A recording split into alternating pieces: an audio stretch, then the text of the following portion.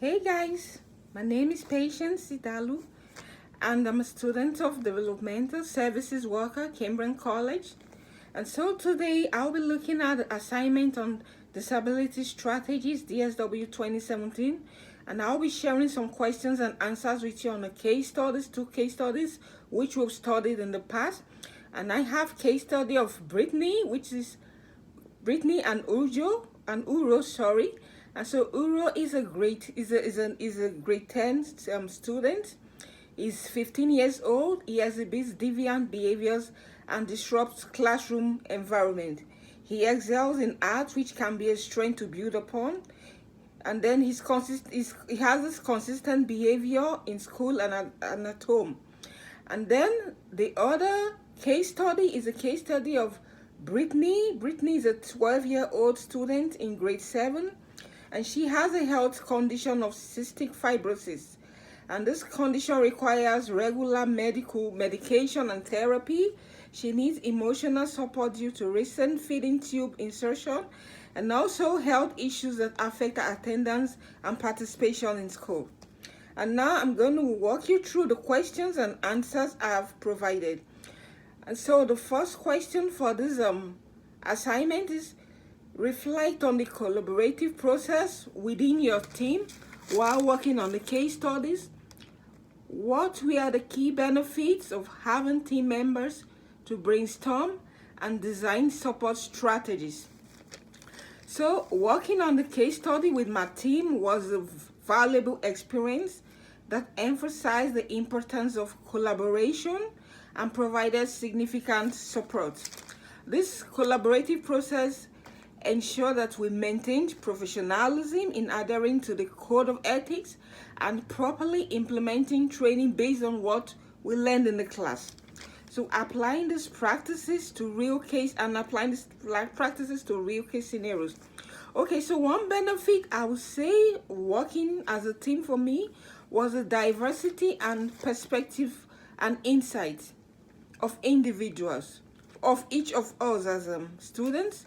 For instance, during our work on the first case study involving a Euro and his challenging behaviors, one of my teammates who works as an education assistant and EA suggested using the positive reinforcement consistently, an approach I hadn't previously considered.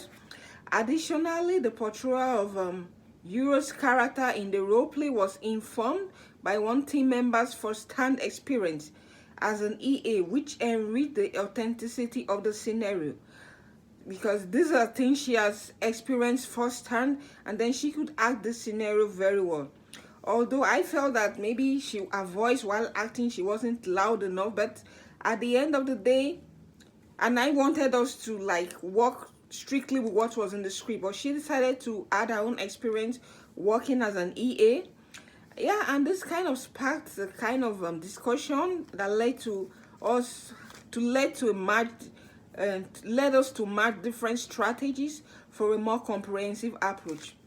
So reflecting on the role play and incorporating feedback refined our approach to subsequent case. This process encouraged us to brainstorm thoroughly and integrate suggestions such as developing a more detailed task analysis with clear defined steps, including relaxation techniques with positive reinforcement beyond a verbal praise. We also added tangible rewards to promote the continuation of positive behaviors in our subsequent topics, and also ensuring the strategies were both effective and motivating. So overall, collaborating as a team enabled us to create well-rounded support strategies that were practical, multifaceted, and grounded in collective expertise. The process did not only highlight the strengths of teamwork, but also led to improved actionable outcomes. And then I'll go to the next question. It says, consider the age appropriateness of the support strategies developed for both case study 1 and 2. How might this consideration impact the effectiveness of your strategies? So I'll start with the impact on strategy effectiveness or Euro. Then I'll start with the behavioral contracts for age appropriateness. Engaging a 15-year-old in creating behavioral contracts treats him respectfully and involves him in decision making. Then impact on effectiveness. This approach increases Euro's sense of responsibility and ownership over his actions, making him more likely to obey and stay attentive in class with a non-disruptive behavior. It also empowers him, which could reduce deviant behaviors and improve compliance. And then the positive reinforcement, age appropriateness.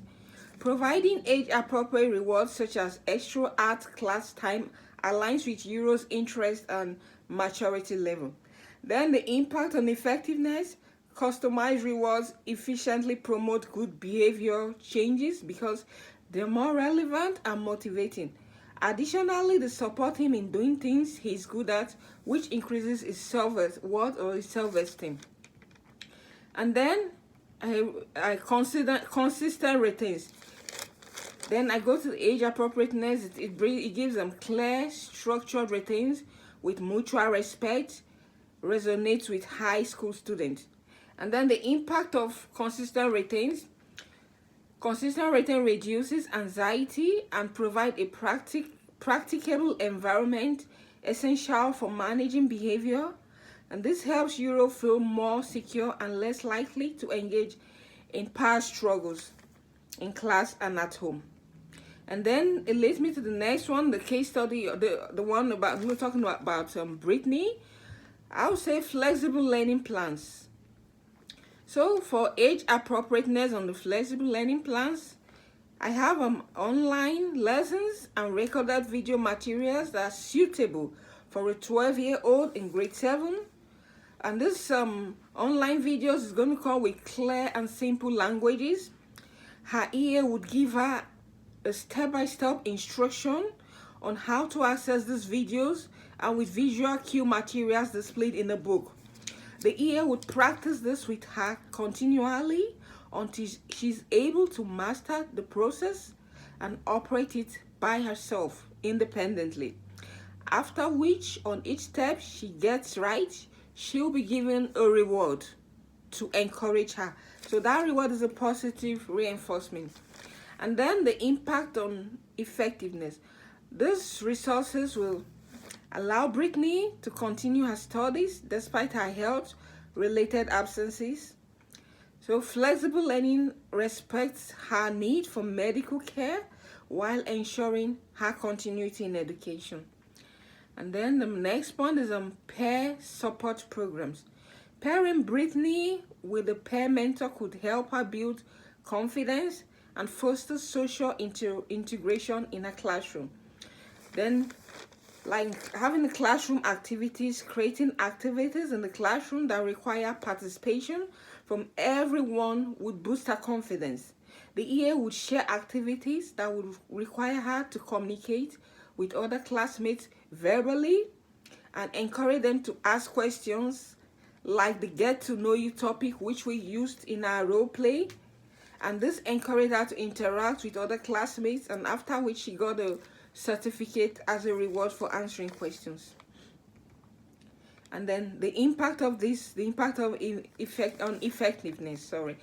This strategy enhances Brittany's sense of belonging and support within the school environment, which is crucial for her emotional well-being and learning motivation.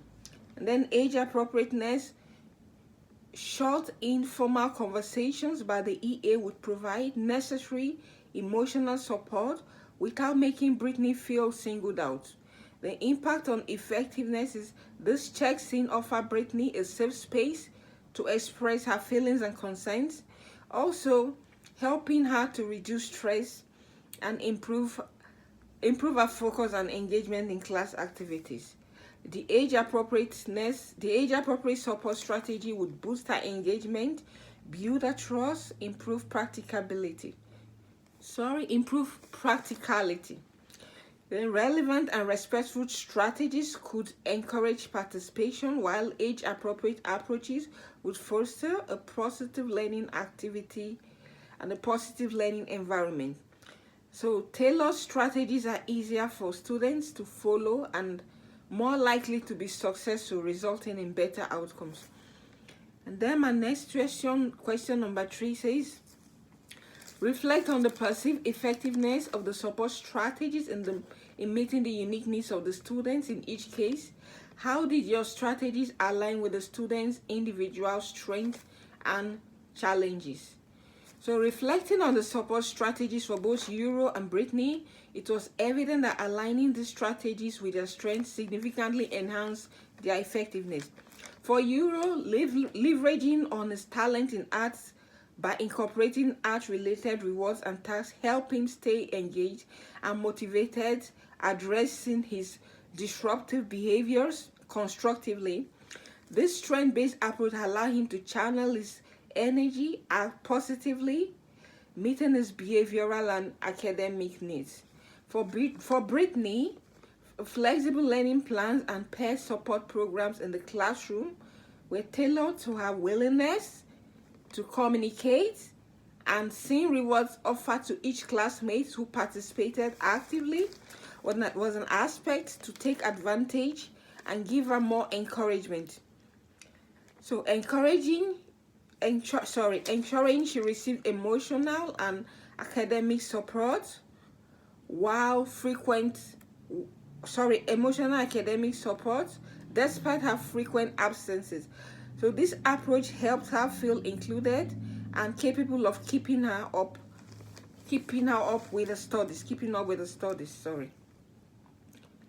And then number 4 says, when accessing the strategies to develop, how well do they address the needs of the students rather than the convenience of the staff or teachers involved? Share any insights or challenges you encountered in prioritizing student-centered approaches. So I would say these strategies were specifically designed to meet the students' needs rather than the convenience of the staff. Addressing the needs. Strategies such as individualized learning plans and behavioral controls were created with the students' best interest in mind. For example, using visual aids and step-by-step instructions for Euro ensured clarity and comprehensibility despite requiring additional efforts to prepare. Then some challenges. One of the challenges was ensuring consistent application of these strategies.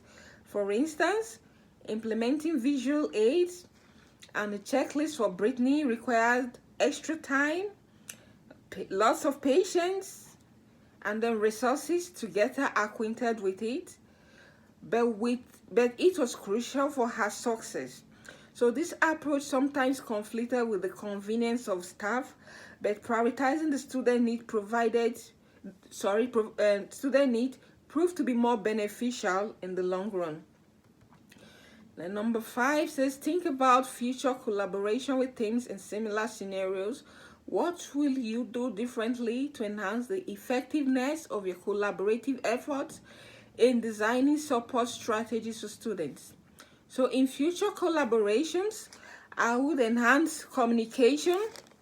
By enhancing communication, I'll establish regular check-in and open communication channels to ensure everyone is on the same page, and also shared responsibility. I'll encourage shared responsibility for tasks to ensure diverse inputs and comprehensive strategies. Then also an improvement process. I would implement a continuous reinforcement cycle to refine and improve strategies, incorporating team insights and tracking students' progress. Ensure we hold multiple meetings before finalizing a conclusive support strategy to prevent loopholes and guarantee comprehensive support. Then my next question, number 6, says, were there any limitations or gaps in information that you felt your ability to create the best support strategies for Euro and Brittany What additional information or details would have been helpful in this case studies? So for Euro, I would say additional details on his interactions with peers and specific triggers for his behavior would have been more helpful. And then for Brittany, I would say a more comprehensive medical information, including a daily schedule for medical and therapies. And then would have aided in creating a more tailored support for her. So number 7 says, reflect on the ethical considerations and potential biases that might have influenced your support strategies. How can you ensure that your future collaborations are guided by the best interest of the student and not other external factors? So, ethical considerations for me included ensuring fairness and avoiding bias based on personal experiences. The potential biases, I would say, assuming Euro's defiant behavior would limit his success could lead to less effective strategies. And then also ensuring objectivity.